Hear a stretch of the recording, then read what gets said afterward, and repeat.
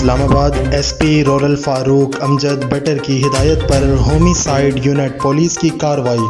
ڈکیتی کے دوران سیکیورٹی گارڈ کو قتل اور ایک شخص کو زخمی کرنے والے 3 ملزمان کو جدید ٹیکنالوجی دیگر ذرائع سے شواہد کی روشنی میں ٹریس کر کے گرفتار کر لیا گیا۔ مزید تفتیش جاری ہے۔ تفصیلات کے مطابق مورخہ 14 دسمبر 2019 کو تھانہ سہالہ کے علاقہ کہوٹہ روڈ پاک کشمیر فلنگ اسٹیشن پر 3 نامعلوم ملزمان نے گن پوائنٹ پر رقم کا مطالبہ کیا اور رقم چھیننے کے دوران مزاحمت پر اسلحہ آتشی سے فائرنگ سیکیورٹی گارڈ محمد نصیر اور رب نواز کو شدید مضروب کر دیا اور رقم چھین کر موقع سے فرار ہو گئے۔ مقامی پولیس نے مقدمہ درج کر کے تفتیش مقدمہ عمل میں لائی گئی۔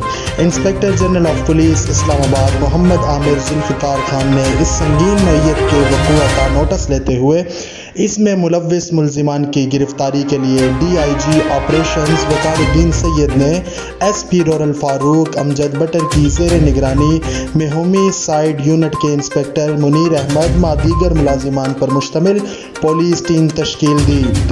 پولیس ٹیم نے جدید ٹیکنالوجی اور دیگر ذرائع سے شواہد کی روشنی میں اس وقوع میں ملوث محسن علی ولد محمد اشتیاق، حماد علی ولد چند محبوب سکنہ میرول اسلام آباد، عدنان فاروق ولد محمد فاروق راولپنڈی کو ٹریس کر کے گرفتار کر لیا۔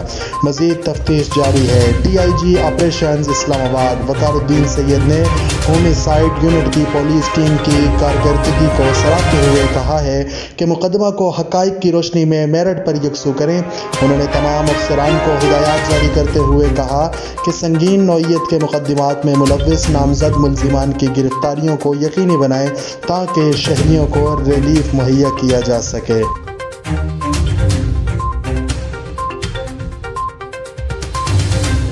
عمران حسین، سٹی 96 نیوز، اسلام آباد۔